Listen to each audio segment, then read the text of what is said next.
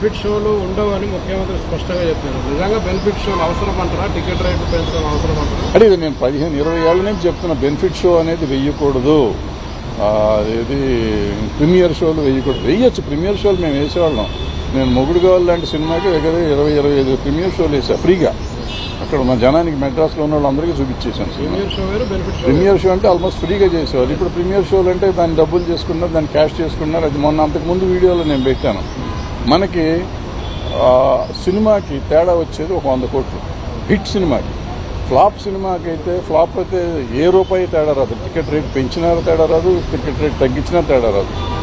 So ఈ పెంచిన 100 కోట్లు వచ్చిందంటే 1000 కోట్లు చేస్తాం సినిమా.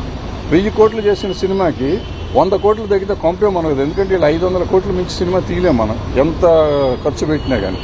అంటే 1000 కోట్లు చేస్తే 500 కోట్లు ఆల్మోస్ట్ ప్రాఫిట్ ఉంటుంది. 100 కోట్లు తగ్గినందుకు 400 కోట్లతో సాటిస్ఫై అవ్వమా, లేదు ఈ 100 కోట్లు కూడా ఆంధ్ర తెలంగాణ ప్రజల మీద వెయ్యాలా అనేది ఆలోచించుకోవాల్సింది పబ్లిక్ ఆలోచించాలి, ప్రొడ్యూసర్లు ఆలోచించాలి, ఆర్టిస్టులు ఆలోచించాలి, డైరెక్టర్లు ఆలోచించాలి.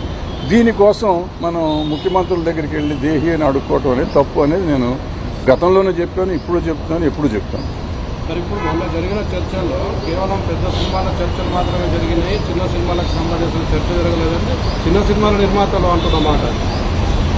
అంటే ఇప్పుడు ఏ సినిమాలు అనేది ఏం అక్కడ ఇంటర్నేషనల్ స్టాండర్డ్లో సినిమాలు తీయాలి అనేది మనకు ఉంది. ఆల్రెడీ ఇంటర్నేషనల్ స్టాండర్డ్ ఇవ్వడం పుష్పం ఉంది, మొత్తం ఆల్ ఇండియా రికార్డ్స్ అన్ని బ్రేక్ చేసిందంటే గర్వమే కదా. అంటే ఆటోమేటిక్గా మీకు ఇంటర్నేషనల్ రికార్డులు వచ్చింది. ఇప్పుడు టాప్ 100 లిస్టులోకి వస్తే మీరు కింద ఎక్కడో ఉంటుంది, 90లోనో 95లోనో ఉంటుంది. వరల్డ్ సినిమాల్లో చూస్తే 1500 కోట్ల నుంచి చిన్న అమౌంట్ కాదు కదా. 1500, 1600 వచ్చింది. సో ఆటోమేటిక్గా మనం వరల్డ్ రికార్డులోకి వెళ్ళిపోయాం.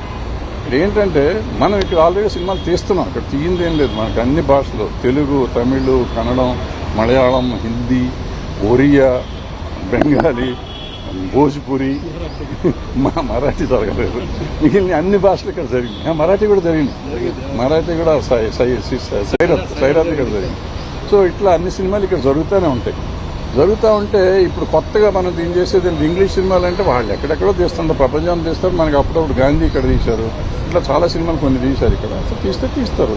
మనం అప్పుడెప్పుడు నా చిన్నప్పుడు షేక్స్పియర్ వాళ్ళు అనుకుంటారు, శశి కపూర్ సినిమా ఇక్కడ హైదరాబాద్లో, మొత్తం హైదరాబాద్లో తీశారు. అట్లా అవసరమైనప్పుడు సినిమాలు తీస్తూ ఉంటారు. దానికి ఏమన్నా